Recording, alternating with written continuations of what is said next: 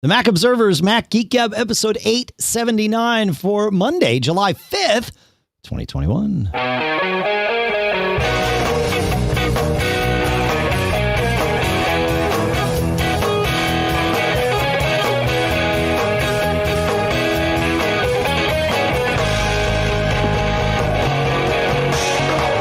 Greetings, folks, and welcome to the Mac Observer's Mac Geek Gab, the show where you send in your questions, your tips, your cool stuff found. We take your questions, tips, and cool stuff found. We share them. We answer your questions. We share some cool stuff found and tips of our own. The goal is that each and every one of us, you, me, John, every one of us, we all learn at least 5 new things every single time we get together.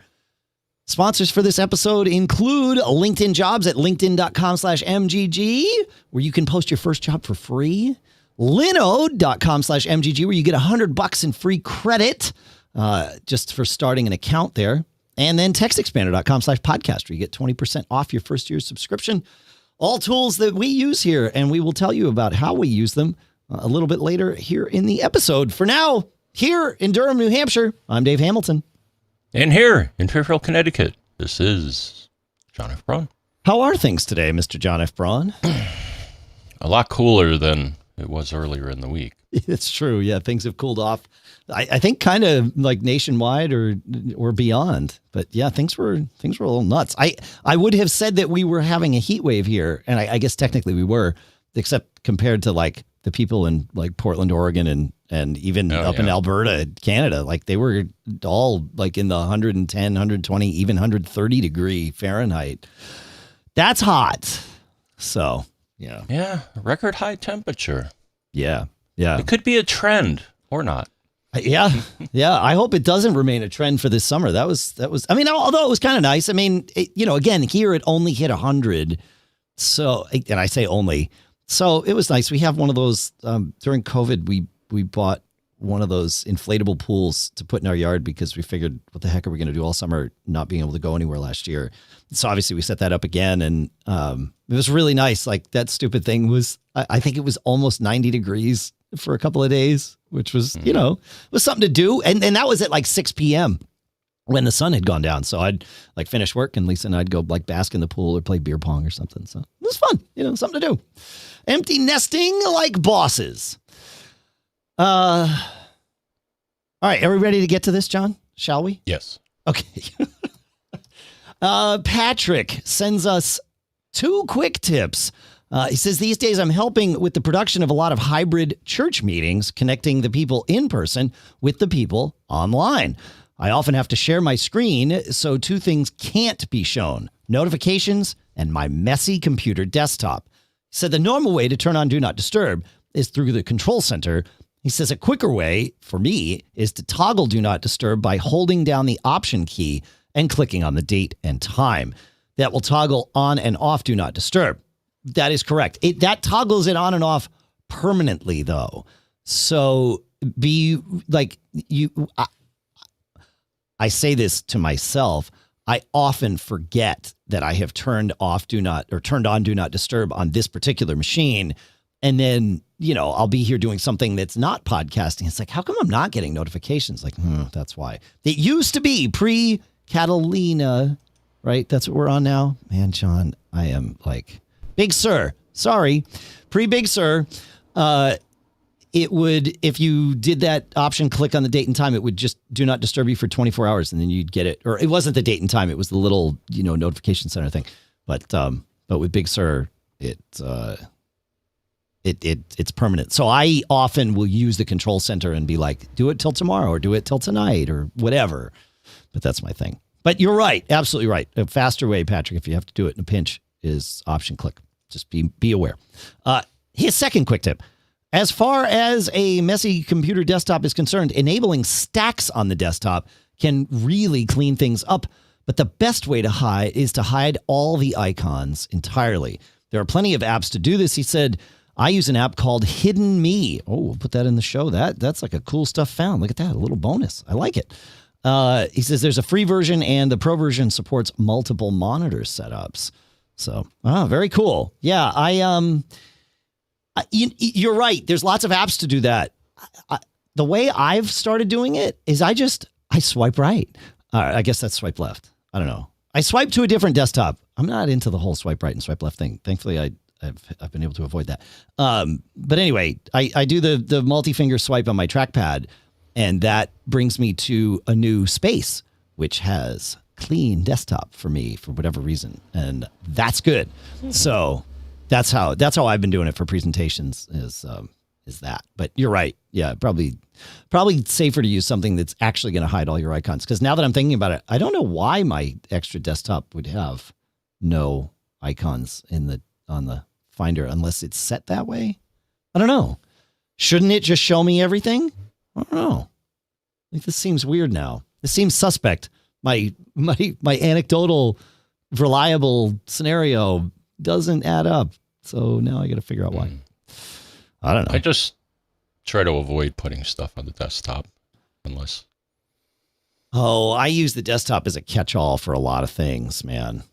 Yeah, I've seen, you and I have both seen that. Some people like put everything on the desktop. I don't put everything there, but it's like, it's the catch-all because it syncs, right, with iCloud. Mm-hmm.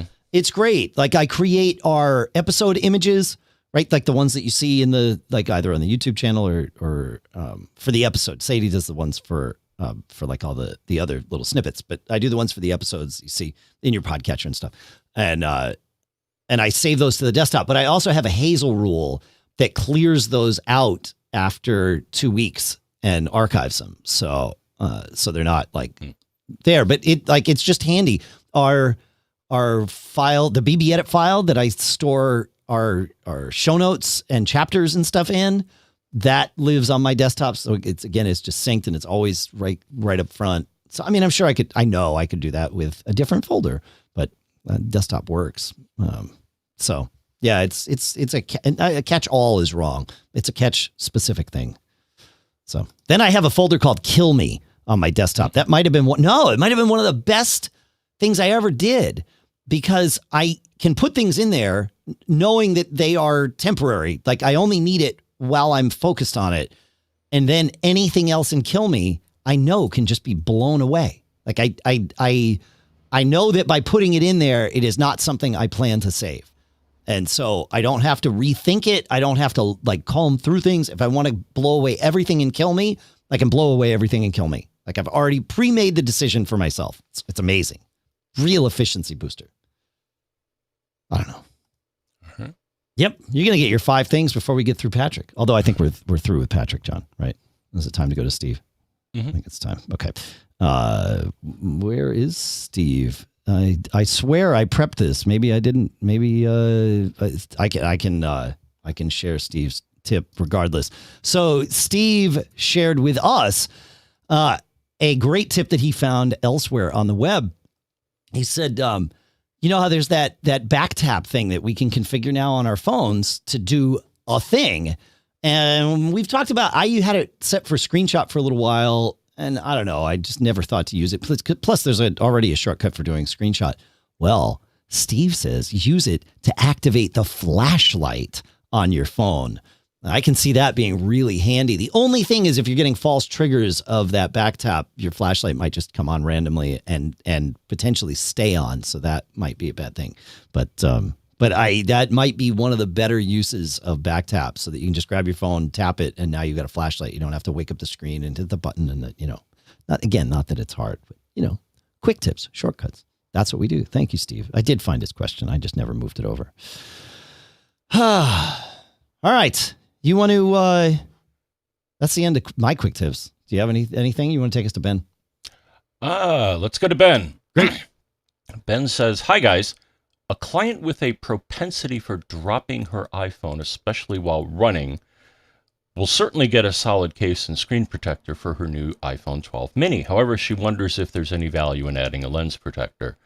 I hadn't heard of these before and wonder what insight you have to offer. Also, can you remind me which brand of screen protector you prefer?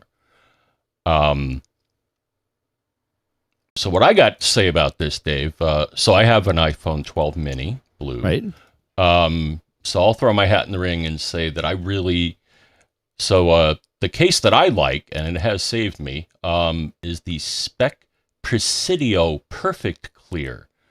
I like that it's clear, and I noticed that a lot of people would be like, "Oh wow, is that the new iPhone 12?" Because they could see it and see the color of it and thought it was nice. I've never had people ask me about my phone until the iPhone 12 with the clear case. So that makes sense. Yeah, cool. So the good thing about this is that this case specifically advertises 13-foot drop protection. So that's another reason you may want to get this case.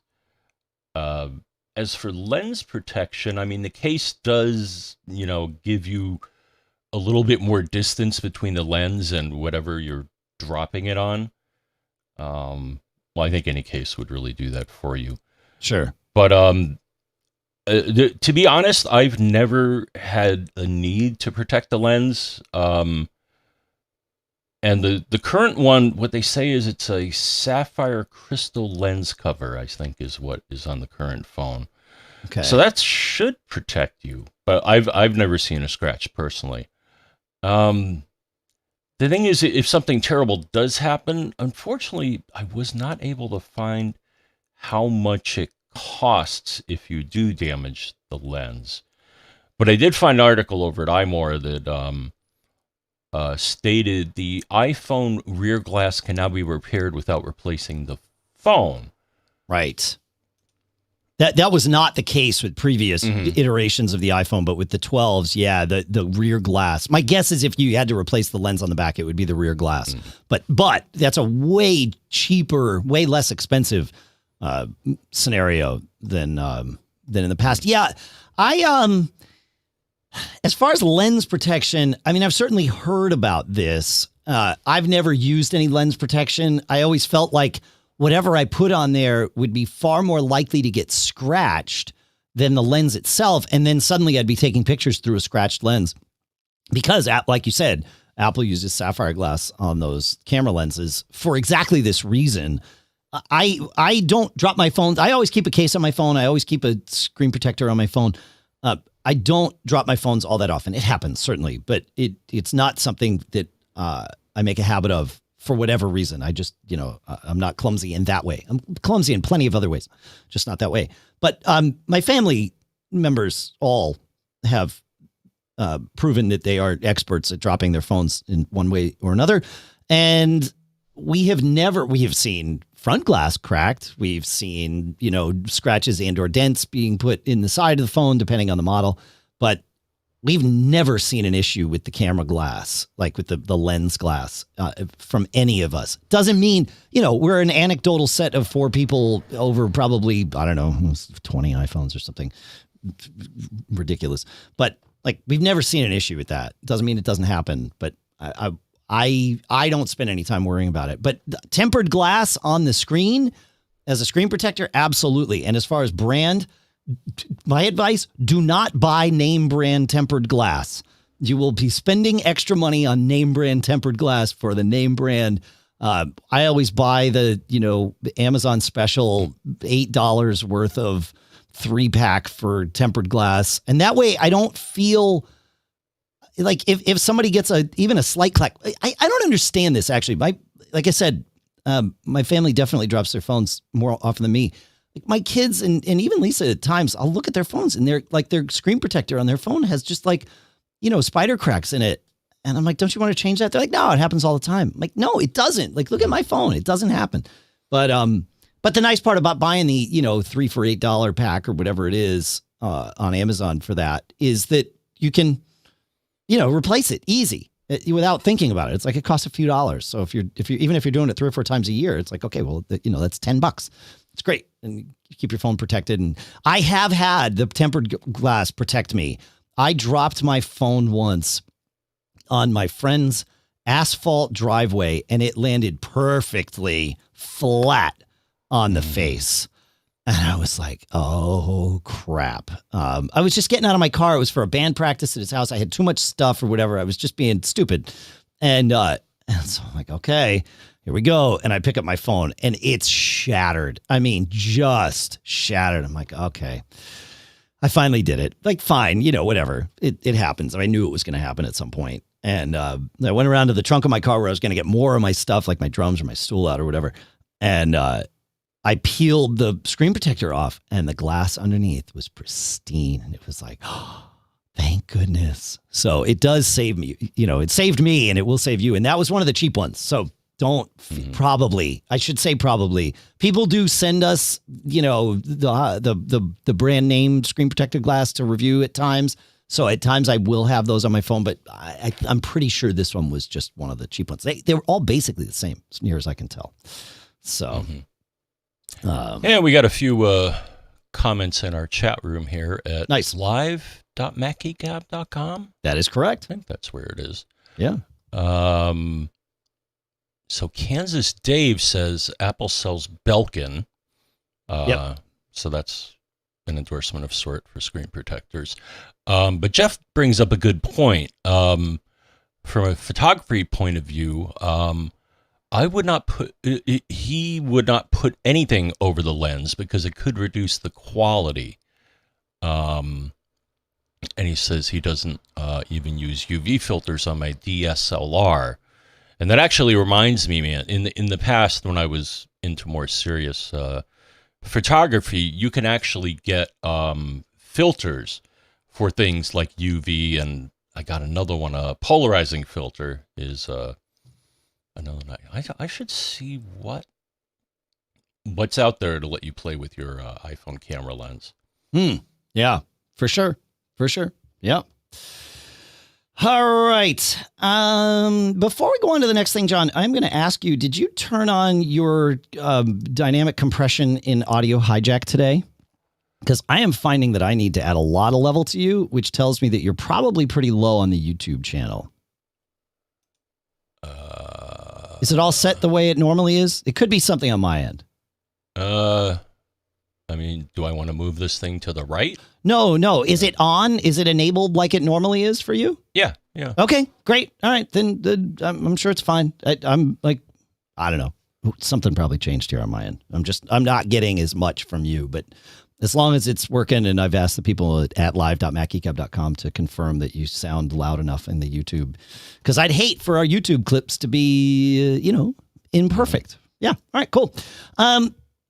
Jerry, that was a good one. Jerry writes and asks, he says, let's see, is there any way to block my work router from seeing what I am browsing? They block sites like Apple, so it's nothing bad, but I want to browse. Is there any way of changing a setting on my Mac to do that, or do I have to use a VPN? So I think you could try changing the DNS servers of your Mac to use something not being the ones that are provided by your router. So you'd go into your Mac, you'd go into System Preferences, Network, whatever interface you're using, either Ethernet or Wi-Fi, go into Advanced or just go into DNS. Ethernet doesn't really have the Advanced button the same way Wi-Fi does, but get yourself into that Advanced mode, click the DNS tab, and change your DNS servers to something like 8.8.8.8, which is Google's, or 1.1.1.1, which is Cloudflare's. I think I have that right.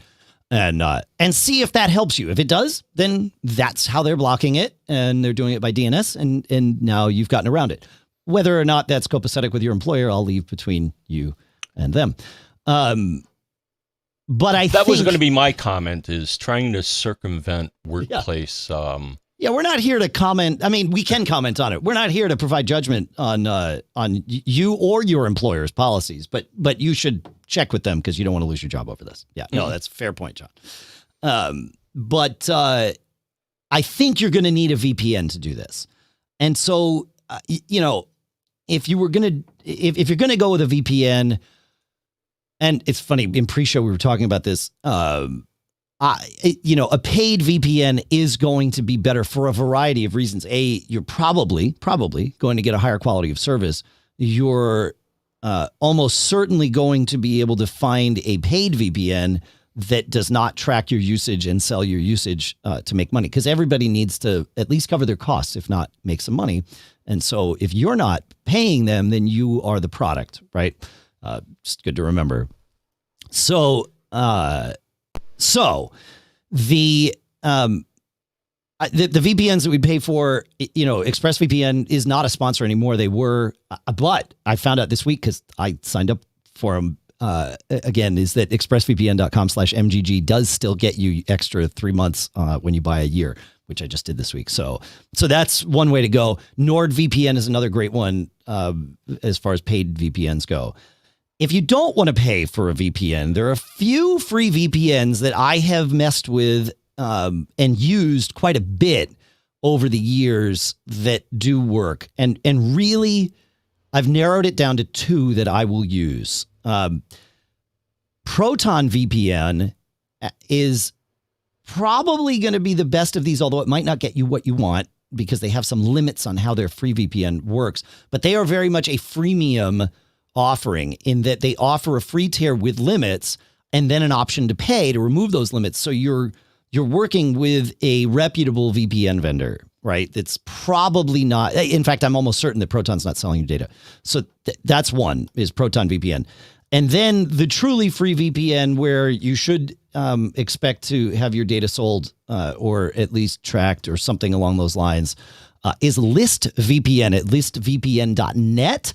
But part of the way they make money is ads on their website, and part of the way they get you to go to their website is that the free account you create is only good for 5 days. So you have to go every 5 days and create a new account. Now, it's really not that big of a deal. It takes all of about 30 seconds to, go through and create the account. But then you are visiting their website. You are, letting them show you their ads. And so they are making money that way. I don't know if they're making money other ways. So just bear that in mind. But those are the two free VPNs that not only would I recommend, again, with eyes wide open, but also that I have personally used quite a bit and they work.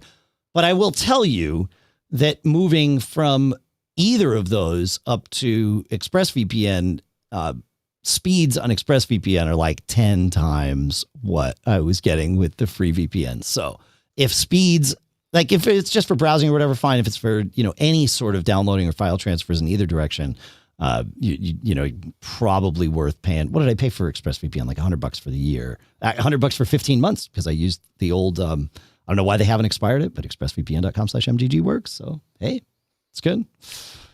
What do you use? So the two on my phone. Yep. So one is Tunnel Bear. Would Tunnel Bear work on his computer? Is that, I forget. Are they phone only? I always think of them as phone only. No, they have Mac apps. Okay, never mind. Yeah. So Tunnel Bear's a good one. And their developer notes are funny. And their free tier is like you get like 500 megs a month or something like that. Is that right? Something like that. I've never exceeded it. Okay. So I like Tunnel Bear, and the other one that I like is Speedify. Because what Speedify does, that is kind of a nice reminder, is that when I get on Wi-Fi that's not secure, it'll come up and say, "Whoa, your network connection's not secure. Maybe you should turn me on." Okay. So that's another. And then they don't. But that's not Speedify is not free. No. Yeah, I think they threw me a bone. They are free for you, right? Yeah. But they are not free, right? Yeah. Okay. But that's another one I could recommend. And lastly, I use OpenVPN to my Synology. Sure. Right. That's a really good point. If especially for Jerry, if you have a Synology at home, even your Mac at home can be a VPN server. Heck, our sponsor, well, you'd have to pay for the lowest tier, $5 a month for a Linode instance, but you could install an OpenVPN server there too, or even any kind of VPN server, really. So you could do it that way too. Yeah. Yeah. Good point, man. Yep. But if you've got a Synology or any kind of machine that's on all the time, you could set up a VPN server on that. I like that. Yeah. That's good. That's good. All right. Good. So lots of options. Hopefully that helps. If you have an option, send it to us. feedback@macgeekgab.com. You said feedback@macgeekgab.com. I said feedback@macgeekgab.com. Let's see. We've got We got a lot of questions. We got a bunch of cool stuff found. We have our sponsors to talk about. Let's do Larry, then let's talk about our sponsors, and we'll keep on rolling. How's that sound? All right. So Larry says, I'm sure this has already been asked, but is there a way, like a hub, to add USB-C ports to my computer? In other words, all my ports are taken up. So can I turn one port into multiple ports, like back in the USB 2 and 3 days? And if so, I imagine it needs power. I just got a rugged LaCie drive, thanks to Prime Day, and it is ambiportus. I think that's a take on ambidextrous. I don't know if that's a real word. No. He means that it has a USB 3 port, or USB A port and a USB-C port is what he means by that. Yeah. And of course, the USB-C should be faster, so he wants to take advantage of that.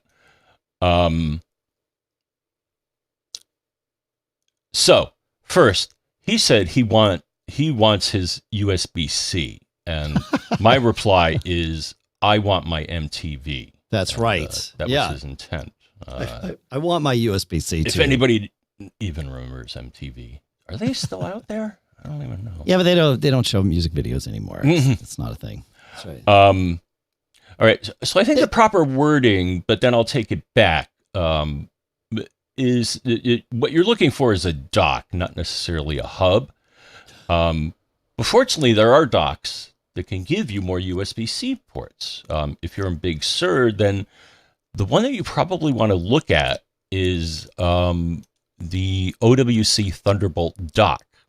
As long as those USB-C ports are Thunderbolt ports, he didn't say what kind of computer he has. He probably has a computer that's Thunderbolt ready, but if it's not Thunderbolt ready, then don't buy a Thunderbolt dock. But otherwise, yeah, I agree with you. You're absolutely right. Yep. The bad news is that, and so that product is $279, and that gives you 3 additional ports. But they're sold out, so you got to pre-order it, which is a bummer, right? Yep. Yep, for sure. Yeah. Then I looked a bit more, but they also have some Thunderbolt 3 docks, and you and I both have one of theirs, Dave. So that gives you, that'll let you extend your ports as well. And they have some. Now, the thing is that I don't recall this. I mean, you probably mentioned it in an ad read, but I missed it. But they also have what they call the OWC Thunderbolt Hub. That's right. Yeah. So the Thunderbolt Hub from OWC it's what we had Larry on essentially talking about, right? When he was talking about how you can actually add Thunderbolt ports. So this definitely goes beyond what Larry stated he was asking for. Whether this is actually what Larry's asking for or not is hard to say, right? Because this stuff gets a little bit confusing to talk about if you don't use exactly the right terms. But what Larry was on the show talking about was how Big Sur enables this feature of Thunderbolt that allows hubbing, meaning taking one Thunderbolt port and expanding it to multiple Thunderbolt ports, something that wasn't possible before. And so the OWC Thunderbolt Hub does that and only that, right? It takes one port and expands it to 3, I believe. The Thunderbolt dock that you mentioned is essentially that hub built inside of a dock that has extra ports, including some USB-A ports and things like that, if memory serves. So they are, in this sense, they sort of do the same thing. One just does a little bit more of the same thing because it's got like audio in and out. It's got some USB-A ports. It's got, I think, HDMI on that. I'm trying to look in their things. It's got 3 USB-A ports on it, Ethernet, no HDMI, sorry, and an SD card slot. So that's the dock versus their hub. If all you want, so that is a way to get here, but you need a computer that supports Thunderbolt, and it has to be running Big Sur or some flavor of Windows that supports this too. If you just want more USB-C ports and you are on a USB non-Thunderbolt computer, this actually gets pretty tricky. As far as I understand, there's no technical reason that you couldn't have a dock with more USB-C ports, except that as the person creating that dock, as the vendor of that dock, you're in a weird scenario because you don't know how your customers are going to want to use it, right? Remember, USB-C ports are generally expected to be providing power delivery. Well, okay, how many USB-C ports are we going to add, and how much power do we need to provide to this thing so that our users can use it the way they are individually expecting it to work? And then the same issue comes with data speed, right? You know, if you're using USB-C, you could go up to USB 3.2, which I think is 20 gigs a second. Might only be 10. God, see, it gets confusing. Whatever the limit is, that's only good for one port, right? And so if you give a user a device with 8 USB-C ports, well, they ain't all 8 going to have full speed capable all the time. So the power and speed reasons are why we don't see docks with lots of USB-C ports. Like there are some that have more than others, obviously, but really the way to do it is through Thunderbolt hubbing. But again, you need a computer with Thunderbolt and supporting hubbing. So it gets tricky. We'll put a link in the show notes to watch Larry explain it, because I probably just made it worse. I don't know. Larry's right. Larry, of course, Larry, two different Larrys. We had a Larry that asked the question. Then we had a Larry a couple months ago that explained all this to us. Getting more USB-C ports. The way you suggested, John, is the right way. If your computer's Thunderbolt capable running Big Sur, add them as Thunderbolt ports and then go from there, because you could add another dock hanging off of one of those ports that then has whatever ports you need on it for your devices. So you have to just be thoughtful about, and even once you have one of those things, thoughtful about what you're plugging in where, because you have to know that the data, there is going to be a weak link in the chain, or a bottleneck in the chain, I should say, not a weak link, but a bottleneck in the chain in terms of data speed and power. So yeah, it's crazy. I don't know. Yeah.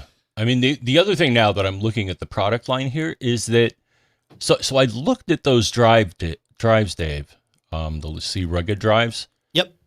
And their advertised throughput is like in the low hundreds of megabytes per second. Okay. You could even get away with the USB 3 port, because USB 3 regular, Gen 1 or no. Yeah. The naming gets crazy. But you start at 5 gigabits per second, which is about 500 megabytes per second, I think. Yeah. So that's, you could even get by with that, is that the drive, if I identify the drive properly, then even USB 3.0, you could get by with that. So it depends on which drive he's talking about, because there are lots of rugged drives from LaCie. Some of them are much slower than others, but they've got an NVMe rugged drive that'll go 2,700 megabytes a second, right? So it depends, like which rugged he's using. But you're right. Some of them will only use what we'll call 5 gigabit USB-C or USB. Because 5 gigabit works over, USB 3 works over USB A or USB C. Remember, letters describe the shape of the connector, numbers describe the speed. So, yeah, it gets crazy. It's really confusing even for us, it's super confusing to keep it all straight. So, yeah. Yeah, I think your point's valid, though, John. You got to look at specifically which devices you're going to be connecting. And like you said, if you've got a drive that's going to max out no matter where it's plugged in, the drive itself is going to max out at, 300 megabytes a second or something. Okay, well, now know that and put it somewhere where you're not dedicating a faster port to it that could be used for something else. So, yep. All right. More questions coming. Cool stuff found coming, I promise. If we're ready, John, the next thing I would like to do is talk about our sponsors. Okay. All right. Look, we're a small business here, right? And we are occasionally looking to grow our staff. You know, we get more productive. We have more things to do. And we recently, as you know, we hired Sadie, who is managing our social media, and she is helping us, you know, grow the show. Well, we used LinkedIn Jobs to find Sadie, and now LinkedIn Jobs is our sponsor. I have to tell you how easy LinkedIn Jobs made this. Initially, I was just sort of trying to send feelers out, and I got a couple, you know, as you know, a couple of things in, and then I used LinkedIn Jobs. I think I spent a total of $124 on LinkedIn Jobs. I got 72 responses.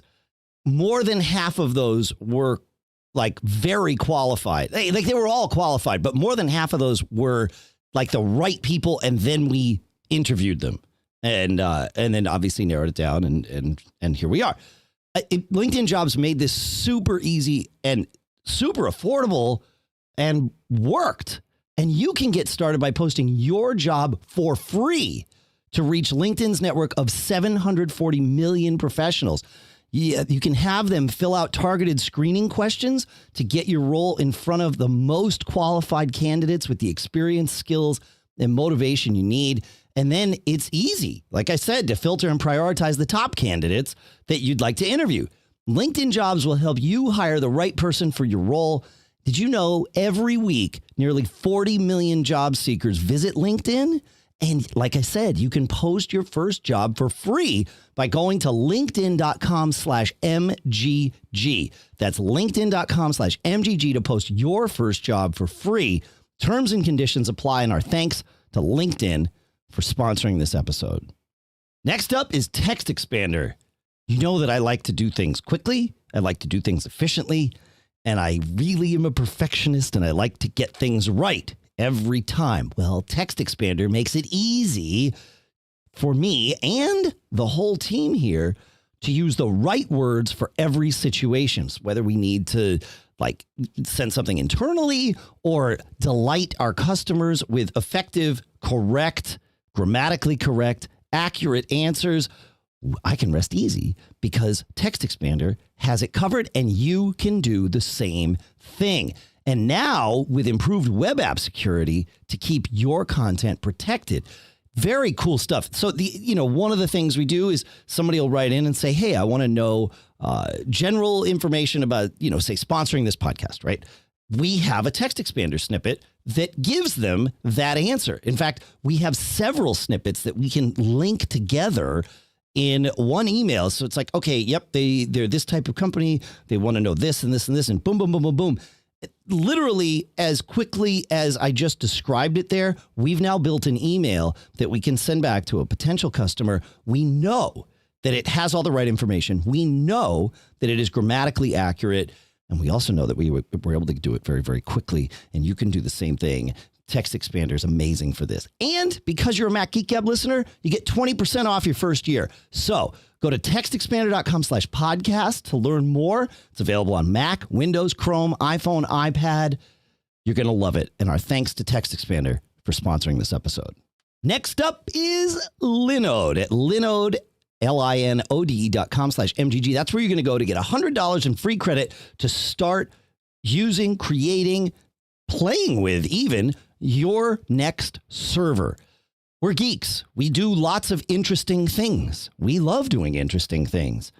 We need servers occasionally. It might be a server to do some development work on. It might be a server to run Plex on, right? It might be a server that runs Minecraft. It might be a server that runs WordPress. What's cool is Linode not only lets you do all of these things, they make it easy for you to do all of these things with their cloud manager, because all you got to do is go and select this from their marketplace, right? And then Linode's engines build your server for you. They install Plex, they install WordPress, they install, a VPN server, whatever you choose from their menu there.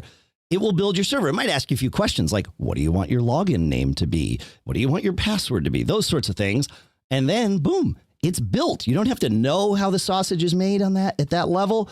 You certainly can get to the terminal and do what you want, but they make it super easy.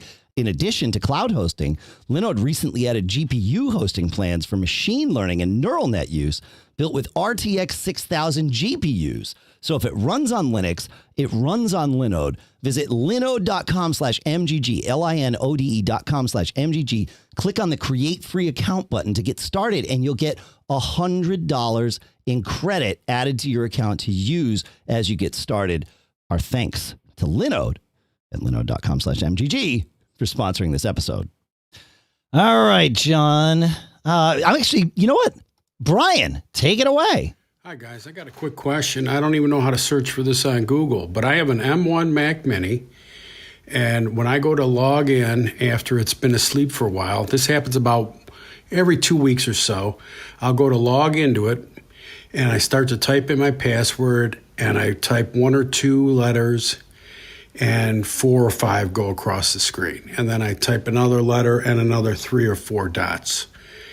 And I can't log in, and I'm forced to restart the machine before the keyboard will work properly again. So maybe you guys have an idea of what I could look at.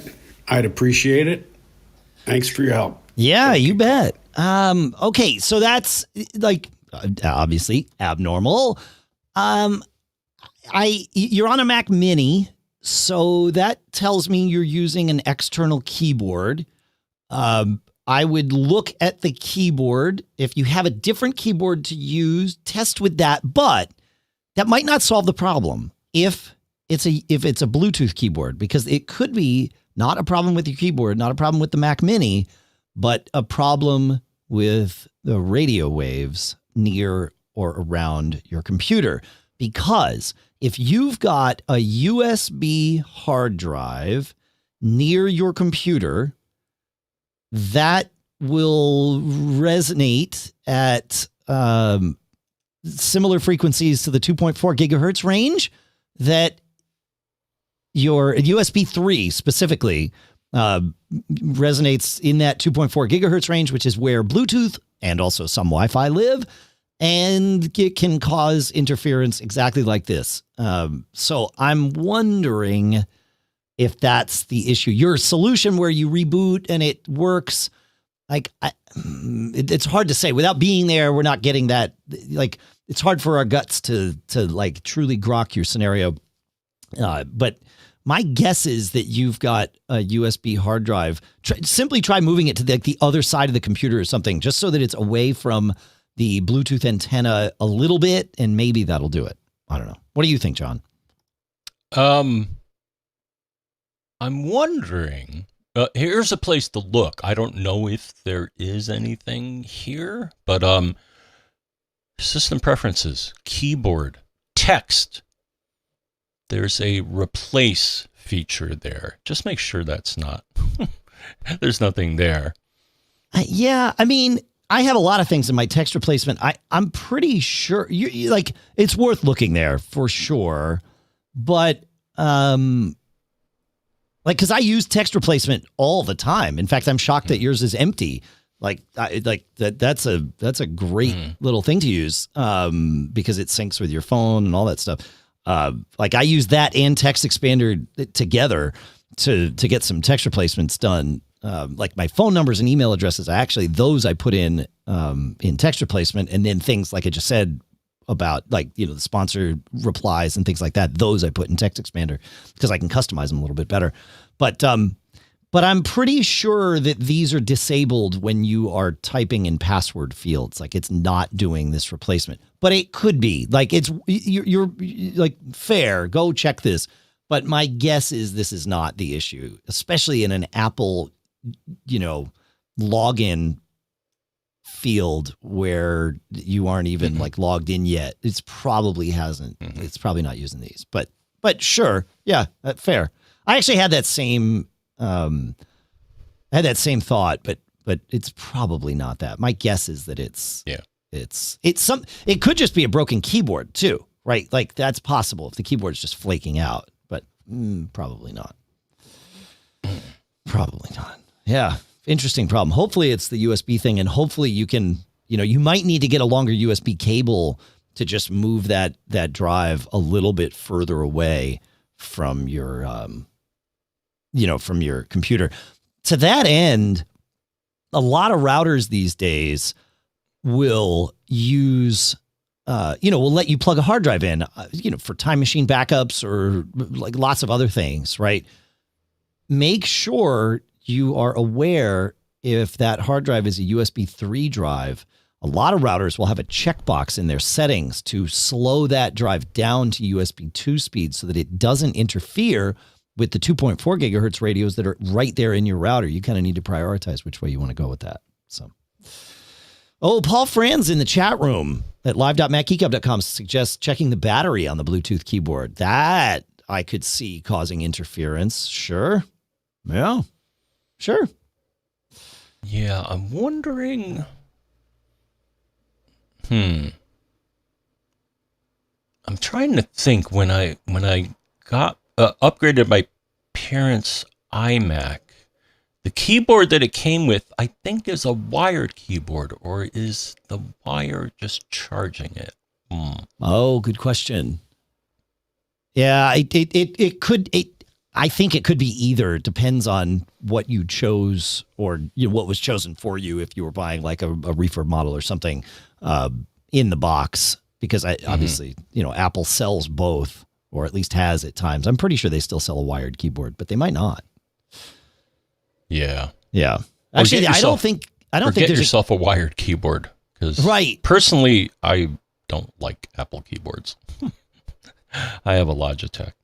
There you go. Yeah, I like the here at the podcast rig, I use the Apple keyboard that came with this iMac because it's silent. I can type without it really being captured by the microphone. I have to be careful not to like really mash on the keys, but it's the silent keyboard. Down in my office, I have one of the things that like, if I even breathe at the key, it makes this like huge, loud, like clacking sound. But yeah, for podcasting. Actually, down in the office, I've started keeping another keyboard around so that if I'm like recording with somebody else, I can be silent. Yeah. Remember the IBM PC keyboard? Yeah, that made a racket. Exactly. Yeah, those are great. I like that. Kansas Dave in the chat room confirms Apple does not sell wired keyboards, but I don't think Apple includes a keyboard by default with a Mac Mini. Like it's just the Mini in the box. In fact, I know that because the box is, square. There's no room for a keyboard in that box. So there's no keyboard. There's no mouse. You can, of course, buy one at the same time you're buying a Mac Mini, but it doesn't automatically come with one. So, All right. You want to take us to William? Yes. Two questions. William and Joe, very similar, not the same. Right. So William has more of a follow-up. So I wanted to follow up on a question that I sent in recently. The problem was my inability to access an external device on my Mac Mini. And I remember I was like, what is it? I neglected to say that the device is a Sony HAP-S1 music server. Interesting. You had suggested I check on the security settings, which I did. I then remembered that I had already been changed, I think because of Carbon Copy Cloner. What finally worked after a call to Sony was to downgrade to an earlier version of the Sony connection software. I was told that a Mac OS upgrade had broken the device's latest connection software. Yeah, thanks, Apple. A lesson learned was twofold. One, contact the manufacturer's support, even if that may result in long waits and no solution to the problem. Secondly, always consider that a problem may be due to an OS upgrade. I now understand why some people stay on a version or two behind on OS upgrades. Yeah. Wow, I haven't thought about that. Those HAP players in a while. I guess there's still a thing. Of course there's still a thing. Yeah. But yeah, for sure. The other lesson may be don't throw your installers away. Or maybe keep a version back of any software that you rely on.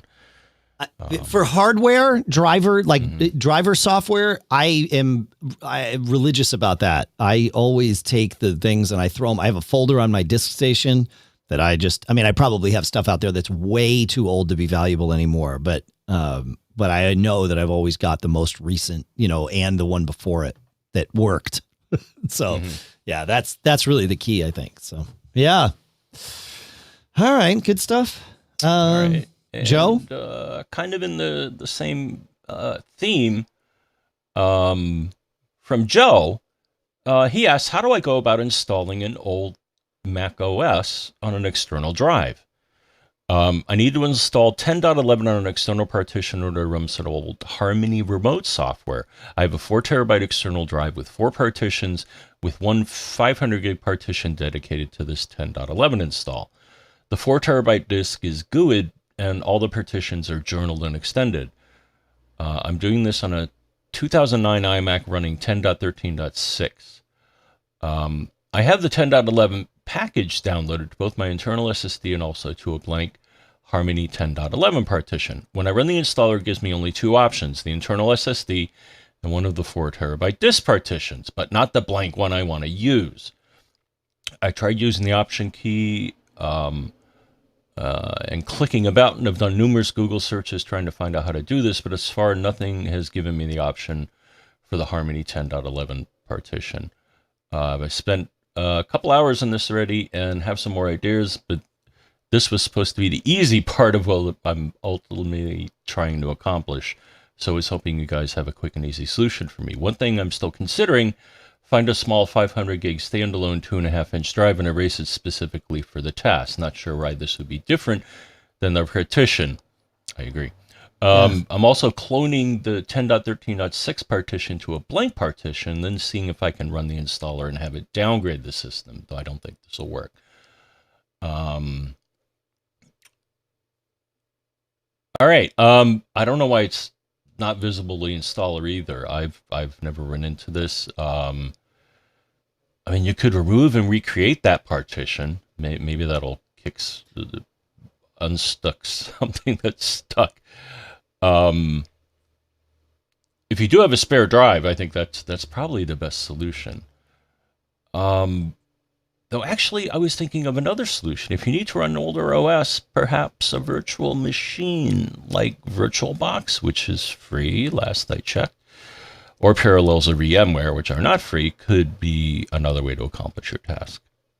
Yeah. I mean, he didn't say what kind of Mac he is on, but either way, like that, the partition should show up, especially if it's GUID based. All the no, he did. 2009 iMac. Oh, there it is. On a so that machine is fully capable of running 10.11 if memory serves. So yeah, that shouldn't be a problem.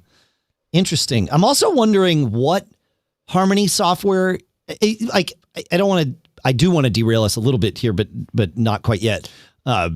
This is a valid question, regardless of his reason for needing to do it. But I will say that I've run the older Harmony software under Big Sur on my M1 MacBook Air, and it runs fine. And actually, Lucas, my son, and I were amazed that it worked. Like, talking to the hardware and all that, was like, this software was not built to run on this operating system, nor was it built to run on this chip, or this chip type. It was pretty impressive. Anyway, but yeah, I agree with you that there's something we're missing here, but reformatting that partition might be the trick about that. Yeah, weird. Where terabyte disk is GUID based. Yeah. All right. Are we good with this one? Think so. I want to ask everybody out there, what is your favorite universal remote? Because talking about the last question, it reminded me that all the Harmony remotes, Logitech has discontinued that line. I have been a Harmony remote fan and user since they first showed up at Macworld Expo when they were just Harmony. They hadn't been acquired by Logitech yet, and they had the little blue remote that you could get. I think I still have that somewhere, which I probably don't need to have around. But we've been Harmony users and fans for well over a decade here at the Hamilton household. We've been using the Harmony One, I think, for like 9 years. So like that's long in the tooth, but it works great. So I'm just curious what universal remotes people use. I've thought about, like, do I need a universal remote? And I really do. Like, being able to control it. We're not just doing everything with the TV, right? We do have other boxes. And so being able to control everything with one remote really kind of is the key. I understand that the market for universal remotes has definitely gotten smaller with, TVs being smarter. And for a lot of people, that might be the only thing you're using because you can run apps on your TV. So you don't even need an Apple TV box to watch Apple TV Plus, for example. But, and with HDMI CEC and like the control back and forth, there are some things that can be done with your TV remotes controlling external devices, which is great. But there's still, to me, is a market for a universal remote. I am certainly a customer for it. And I'm curious what people use because I think I'm going to need to get something new. So I'm curious. Let us know. Feedback at MacGeekGab.com. Did you say feedback at MacGeekGab.com? Again, I said it. Feedback at MacGeekGab.com. I'm not going to stop. I'm a wild man, John. All right. I've just resigned myself to the fact that I'm going to have 4 remotes. Right. You see what I mean? Like you are also a customer for a universal remote. Yeah. I think the market maybe isn't as small as I might have let on. I don't know, man. So hopefully somebody will guide us. And I've looked and it's like people are saying, yeah, just go get one of like the, late model Harmony ones. They do say, and I will agree with this, don't bother with the Harmony remote that has the LCD screen on it because it burns batteries and you rarely really take advantage of the LCD screen. So, and I would agree with that. Like one of the non-LCD models would probably be really good for us. So anyway, your thoughts are welcomed and encouraged. You want to take us to James, John? Let's go to James. My company is truly a consulting firm. We sell our time. We don't sell hardware or software, although we will make recommendations and guide clients to the best places to purchase hardware and software. I'm going to stop you for one quick second. In the last episode, we talked about consultants, and we asked you to send us your thoughts on what you use to track your invoicing so that you can make money. And so that you can actually collect money, not just earn the money. And so we've got a couple of replies to this and James is one of them. So keep going, John. Thank you. Yeah. Though I think what I find interesting about his comment, I think what he was implying though, we also asked the question, do you warranty your work? And I think most consultants can't. I mean, it's impossible to guarantee that you'll be able to solve somebody's problem. Is that You're paying for time. And when I did consulting, it was the same thing. It's like, well, I'm going to charge you this much an hour. And, I'll do the best I can to solve your problem, but I can't guarantee I will. So, anyways, we were up against invoicing woes and looked at many different options from spreadsheets, my favorite, to Google Docs, to QuickBooks Online, to FreshBooks, and finally came on a SaaS, software as a service, that has doubled our revenue. Seriously, 6 figures doubled. Wow. Harvest totally rocks. And we'll link to them. Harvest makes it so easy to build it, working the same exactly level of business, but so many things were hard to track, especially when you do quick remote sessions here and there. One tends to not open up the various other ways to bill, but Harvest is smart and integrates with all sorts of other apps. For ours, it's a ticketing system. They have an iOS app, a Mac app, a website, and Android. It is so easy to use and connect to PayPal and Stripe. QuickBooks Online has robust APIs if you want to build your own stuff. You can send invoices via email for free and USPS for a small fee. It sends non-payment reminders on a schedule you define and has 3 levels of urging the client to pay. The shame you must be feeling about this past due invoice just by making it into our 3rd reminder.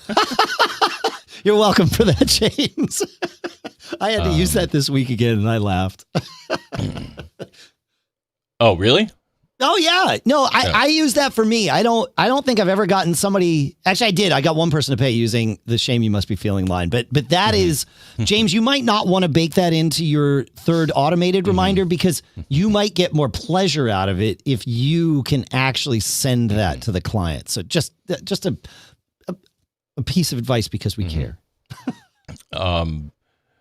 And to wrap it up, you can also send up recurring invoices for clients that may be on a MSP Managed service plan. Managed service plan, I guess, like being on retainer, right? Yeah. Or some other fixed rate. We do it for our VoIP service that we sell. So, okay, that's a good endorsement. Wow, that's a heck of an endorsement. I'd never heard of Harvest before. So that's great to know. Wow. Yeah. Thank you, James. Good stuff. Thanks, John. All right. And then we have another one, right? And then Bruce, you asked about what consultants use for invoicing. After trying a number of me-centered, is that what that says? Yeah, me-centered solutions, I finally switched over to Wave, and we'll link to them as well. While they do have a free model, the pay-per-use works great for me. They take a percentage for credit card invoicing, but anything else, PayMail, Venmo, Zelle, check, or cash, is no charge. I don't use most of the features, but for quick, painless invoicing, which I can do with the client software before I leave, including built-in reminders, works great for me. Awesome. So, thank you, Bruce. Yeah, I'm glad to hear from somebody that's using Wave. I came across it when we were, prepping last week's show, but I'd never heard of them before. And it like seems too good to be true because they do have a free tier.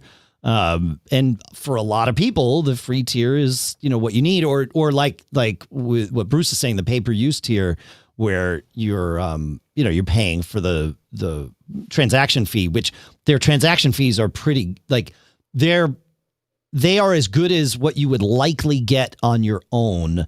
If you were to go and get a merchant account, they are probably getting a much better rate because of the volume that they're doing. And of course they're making a little bit of money on that, which is fine. That's the best kind of thing. But yeah, really interesting. So I'm glad to hear that it works as well as they make it seem like it works. So that's cool, Bruce. Thanks, man. Anything more on this one, John? No, we're good. Okay. I think it's time to jump and do some cool stuff found. You want to share Arvydas or you want me to, John? Go for it. Okay. Arvydas shares that the folks who make iMazing make a lot of cool free tools. And you can see them all at imazing.com/downloads. And what's interesting is I had included in my list of cool stuff found this week one of these tools because Hot from DigiDNA is right on this list. DigiDNA, of course, being the company that makes iMazing. So imazing.com is DigiDNA.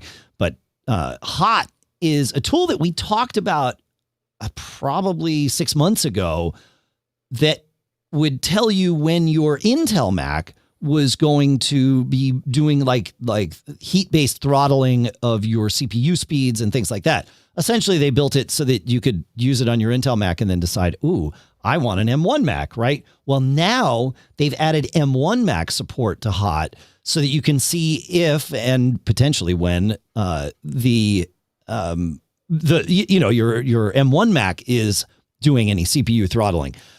They said that when they're compiling iMazing, it does not do any CPU throttling. So I don't know that they have actually seen it, do it, but you can track it. And so they have built a tool that will show that to you. So thanks, Arvydas. And actually thanks to the team at DigiDNA for M1ifying that. That's pretty good. It's fun. It's interesting. It's nice to see. Someday we will get to a point with this, John, where M1 Macs are hitting their speed limits. But yeah, I'm curious to see what Apple does next when the M1X or the M2 or whatever the next chip comes out. I'm eager to see what the Pro version of that thing is like. Would you are you tempted by what the future holds in terms of that, John? Mm-hmm. I'm kind of happy with what I got now. Yeah. I will say not having fans kick in is life-changing. It really is amazing. I mean, my M1 Air doesn't even have fans, but like even the Mini in the office, I never hear the fans rev up, whereas that was a routine occurrence on like Zoom calls and things like that. It makes a big difference. Yeah, the MacBook Pro, yes, the fans come on more often than I'd like. Yeah. Do you use Turbo Boost Switcher on your MacBook Pro? Sometimes. Yeah. Does that? I mean, that probably keeps the fans from coming on. Yeah. Okay. Mm-hmm. And probably extends your battery too, right? Mm-hmm. Yeah. I mean, on this computer here, I started using it because, you know, when we were using Mimo Live and I was doing all the video processing from here, the fans would be so loud you'd hear them, you know, through my mic. And so, but now I leave it on all the time. Like it's always, or off, I should say. Like my CPU never goes into turbo boost mode, and I never notice an issue. It's just not a problem. It really, yeah. It's, I'm like, I think you said it right when we were talking about this the last time, that, you know, turbo boost was not really ever a good idea for consumer based machines. There was, right. You had there was some insight you had that it was good for servers maybe or something. Am I misremembering that? I don't know. You had something that made me feel good about just leaving it on all the time, or leaving it disabled all the time, I should say. In this same vein of websites you can visit with lots of cool stuff found all in one place, Mark sends in a note about a link rather to a plainenglish.io page listing 5 applications you need as a software engineer. But Mark points out that really you don't even need to be a software engineer to like these. The 5 apps are Moom, which lets you really easily tile your windows in meaningful ways. Expressions, which helps evaluate regular expressions. So if you're like me and you're petrified and confused by grep and regular expressions, that app's there. Gifox, GIFOX. He says, this next application doesn't help me code. It helps me improve how I can communicate with my colleagues. It allows you to record parts of your screen or whole windows and save it as an animated GIF, which is pretty cool. Pathfinder, of course, a Finder replacement that we've talked about on the show many times, and iTerm 2, which is a terminal replacement that does lots more than the terminal does. So there you go. Including Split Plane. Split Plane? Nope. Split Pea Soup? Nope. Split Pane View. There you go. Okay. And hey, if there's ever an opportunity for me to quote from Strange Brew in an episode, like I just was able to do with Split Pea Soup, I will take it. How are we doing on time? I got more cool stuff found. Hey, T-Mobile released their test drive recently, which is an app you download onto your phone. If you have an eSIM, go get this app, because what you can do with it, or if you have a spare iPhone like me and you're testing, like iOS 15, but you don't have an extra SIM card to put in, T-Mobile's test drive will give you 30 gigs or 30 days of service completely free. You don't enter a credit card, nothing. You just sign up. In fact, you don't even put maybe you put an email address in. And that's it. Like you get 30, and you can do this. They say currently what they say is you can do this once every 6 months. This is tied to your Apple ID, because I put it on my spare iPhone, right? That I am testing with iOS 15, got my 30 gigs, a 30-day clock started running. I'm happy. And then I put the app on my daily driver iPhone, my 12 mini. And it's like, yeah, you've got it. You're good to go. You're already doing it. And I'm like, oh, gotcha. Okay. So it is not per device. It is not per email address. It is per email address, but it's clearly tied to the Apple ID that is running the app or downloaded the app onto the device. So my advice is download this, put it on your phone, and don't start it yet. Wait until, you're in one of those months where you need extra data, and then kick it on, because what's cool is it leverages the eSIM, so you can run it in parallel along with your your existing provider. And what's cool about the iPhone is you can tell your phone what to use with your primary SIM and what to use with your secondary SIM. And so you can say, look, use my primary SIM for phone calls, because it will give you a second phone number. Obviously, you're getting second service, but you don't have to give that number out anywhere. You can tell it not to associate it with iMessage or any of those things. But you can go into the cellular data section and say, use this T-Mobile thing for my data, and it switches over just for your data. So your phone basically runs the same, except you're using data from a different carrier. And handy little thing, man. So yeah, cool to be able to use the eSIM, and nice to have that as a safety net. So I'm also thinking I've got a trip to Mexico planned next winter in February, John. And I'm on Mint Mobile. And one of the things that Mint Mobile doesn't offer as part of the plan is international. Now, we don't go internationally every month, or, it's maybe once a year. So we knew that going in, and we looked at what the cost would be. You can, of course, add international options, temporarily with Mint Mobile, and that's great, right? And we'd have to pay extra for it, but the savings that we have the rest of the year made it perfectly, like more than makes sense.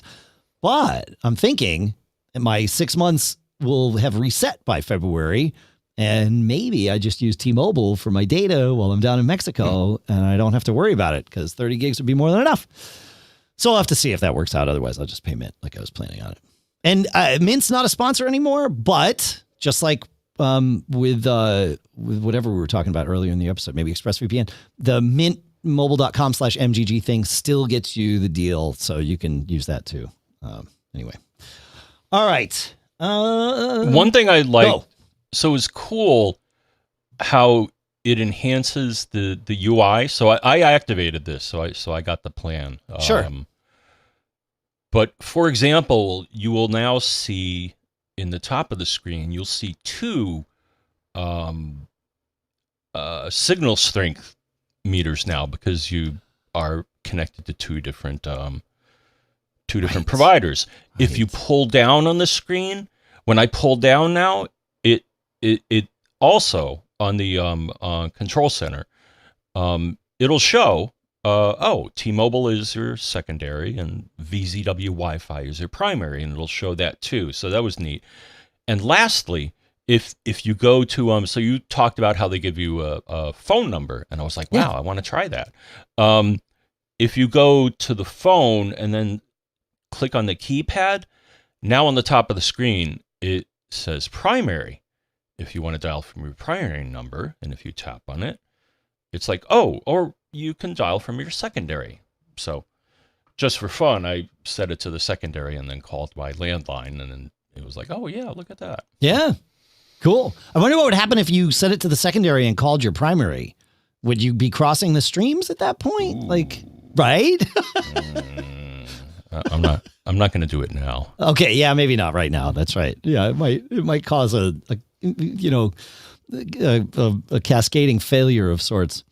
But yeah, good to use for when you've used up all your data. Like I said, nice safety net to have. It took all of about 3 minutes maybe to set up, so it was a quick little thing. And if you've already got the app on your phone, you can just do it whenever you need to.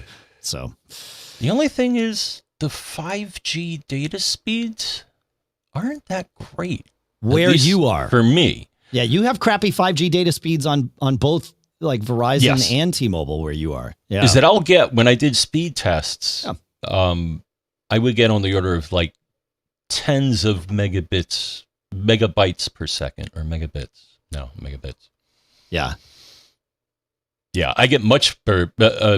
That's why I set my phone to connect to Wi-Fi, because Optimum offers free Wi-Fi if you're a member, and the speeds I get with that are like on the order of 100. Well, it depends on the connection to the Wi-Fi, right? Yeah, of course. I mean, 5G, what I've found with 5G is certainly in some areas I get, hundreds of megabits per second over 5G.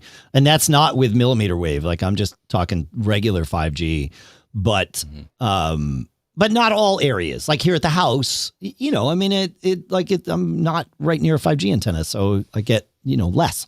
In fact, I don't get 5G at the house on the other side of the driveway. I get 5G here in the office. So that tells me that, we're right at the edge.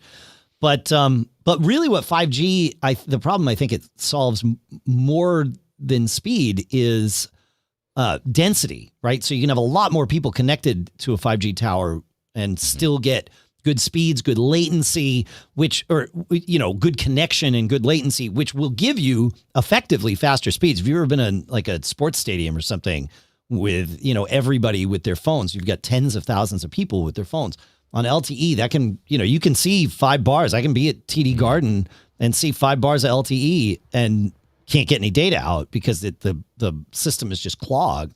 Well, 5G helps solve that problem. So, yeah. All right. Because T-Mobile's 5G here, in general, if I go downtown here, it's killer because that's what we have for Mint. Mint is just a T-Mobile MVNO, so I think that's the right term. So, yeah. Yeah, I'm just kind of disappointed because I remember going to numerous trade shows where they were like, oh, 5G is going to change the world and you'll be able to do VR and, Well, the world is not John-centric. The world doesn't live at John's house. Right. Right? I mean, if you go downtown, certainly to like Norwalk or Stamford or something, over to Bridgeport or whatever, you would get like the 5G speeds that you were talking about. I get on our way to the lake. I remember, and it was on our way to the lake, but we weren't quite at the lake. I think it was just like Rochester or Somersworth, New Hampshire. Lisa was driving and it was just after 5G, we'd gotten our 5G phones and I pulled it out and tested a speed test and it was like 130 megabits a second or whatever. Nice. I was like, oh, cool. Yeah. Yeah. So the speeds are there, just not at your house, which is fine. They're not really built to be there on your phone at your house. I would wonder what 5G speeds would be like on a fixed device, like a 5G to the home device. If that's available where you are. You should check with Verizon and see if that's available where you are. Yeah. Fun stuff, folks. Thank you. Thanks for hanging out with us, folks. We got lots more cool stuff found, so we'll just have to do this show again next week. What do you say, John? Okay. Okay. You convinced me. Let me twist your arm. Thanks so much for listening, everybody. Thanks for sending in all this great stuff, all your questions, all your tips, your cool stuff found, all of that good stuff. It's we love being able to do this. We love being able to. I love learning. Like, you can tell how excited I am by all the things that we get to learn. I try to be the one that learns the most every week, and I feel like maybe this week I succeeded. I don't know. You'll have to let us know. Feedback at MacGeekGab.com. We'd love to hear from you. It's good. Find us on Twitter too at Mac Geek Gab. Let us know how we're doing. Subscribe to us on YouTube. We would love to see you there. We're doing a lot of stuff, putting a lot of content out. As I mentioned, Sadie's doing a lot of that stuff for us. Our video on, she's like snipped out the section we did last week on DSM-7 from Synology. And that's been getting all kinds of like views and comments. And it's great. So go subscribe. I think it's youtube.com/MacGeekGab podcast, but you can find the link in the show notes at MacGeekGab.com. Do you have anything else to share with them, Mr. Braun? I'm staying away from DSM-7. Yeah. Can't touch this. Or I won't touch this for now. Yeah. If you're running any third-party packages, I would breathe a little bit. Yeah, that's not bad advice, man. Yeah. I mean, I finally got it there, but like I mentioned, I couldn't get photos to run, and I opened a support ticket. Synology support has gotten so much better. Like they replied to me several times a day, whereas normally, like in the past, I would expect a week to go by before I heard from them. They're a little bit snarky at times because they're not. I mean, I'm dealing with like the support team, and I guess the support team should be better at customer service. But anyway, they reply, they are helpful in the advice they provide. They're a little rude, but that's okay. It's not okay, but I was able to be productive. But they found like a damaged Postgres SQL database that was the reason that my photos wouldn't index. Yeah, but and then they were like, it's because your drive is corrupt. I'm like, cool. How do I run a file system check to see if my drive is corrupt? They're like, well, you really can't. I'm like, how did you find out my drive is corrupt? They're like, well, the Postgres SQL database was damaged. I'm like, so a damaged database tells you that my drive is corrupt? Like, or my volume is corrupt, not my drive. I'm like, that seems like a stretch. You might be right, but like, it doesn't. That feels like a leap to me. And they're like, yeah, you should wipe your volume and reinstall everything. I'm like, okay. I'll get back to you on that. Like, I'll wait until maybe there's a second symptom of this that yeah, I don't know. I think the upgrade from DSM 6 to 7 screwed up the Postgres SQL database, but that's just me. That's just my opinion. Anyway. All right. Let's get out of here, John. Thanks, everybody, for listening. Thanks for checking out our sponsors. Of course, linode.com/MGG, linkedin.com/MGG, textexpander.com/podcast. Threw you a curveball on that one. Check out MacGeekGab.com/sponsors. You can learn about all our sponsors, including all those old deals that I mentioned are still alive. I told you, we tracked those for a reason. That's for you. Woo! All right, John. We got to shut me up. Do you have any advice for them? Always. But in this case, all I'm going to offer is don't get caught. Made up.